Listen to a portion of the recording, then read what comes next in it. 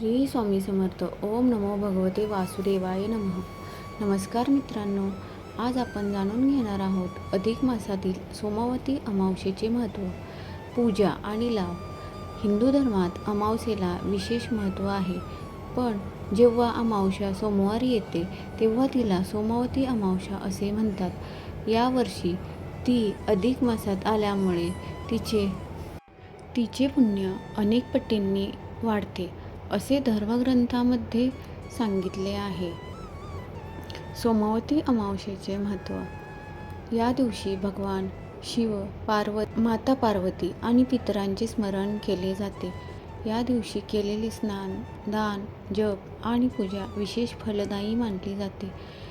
पितृदोष कमी होण्यासाठी आणि कुटुंबाच्या सुखसमृद्धीसाठी हा दिवस अत्यंत शुभ मानला जातो. सोमवती अमावस्येला दिव्यांचे महत्त्व. अमावस्येच्या रात्रीचा चंद्राचा प्रकाश नसतो, त्यामुळे अंधाराचे प्रतीक असलेल्या या दिवशी दीपदानाला विशेष महत्त्व आहे.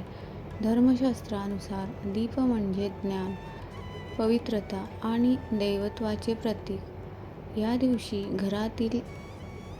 देवघरात तुपाचा किंवा तेलाचा दिवा लावल्याने नकारात्मकता दूर होते आणि सकारात्मक ऊर्जा वाढते असे मानले जाते. तुळशीसमोर दिवा लावल्याने भगवान विष्णू आणि माता लक्ष्मीची कृपा प्राप्त होते.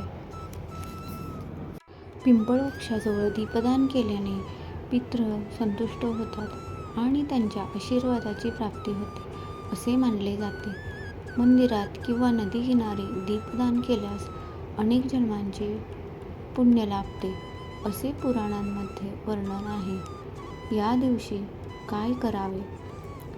सकाळी लवकर उठून स्नान करून स्वच्छ वस्त्रे परिधान करावीत. भगवान शिवाला जल, दूध आणि बेलपत्र अर्पण करावे. ओम नमः शिवाय या मंत्राचा जप करावा. पिंपळ वृक्षाची पूजा करून 108 प्रदक्षिणा किंवा आपल्या क्षमतेनुसार प्रदक्षिणा घालाव्यात. दिवसभर सात्विक आहार घ्यावा आणि शक्य असल्यास व्रत करावे. संध्याकाळी देवघरात, तुळशीपाशी आणि घराच्या मुख्य दरवाजाजवळ दिवे लावावेत. अनेक ठिकाणी या दिवशी 11, 21, 33 किंवा 51 दिवे लावण्याची परंपरा आहे.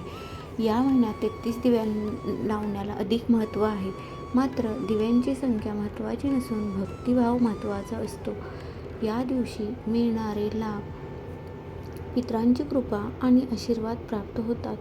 घरातील नकारात्मकता कमी होऊन सुख शांती वाढते.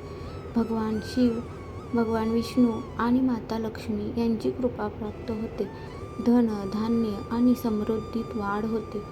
मनाला शांती, समाधान आणि सकारात्मक ऊर्जा मिळते. कुटुंबातील अडचणी आणि संकटे कमी होण्यास मदत होते.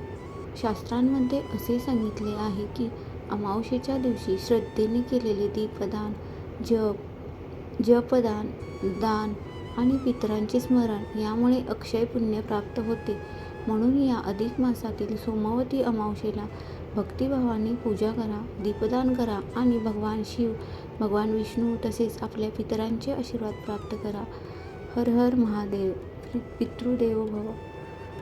व्हिडिओ आवडला असेल तर लाईक, शेअर आणि चॅनलला सबस्क्राईब करायला विसरू नका. धन्यवाद.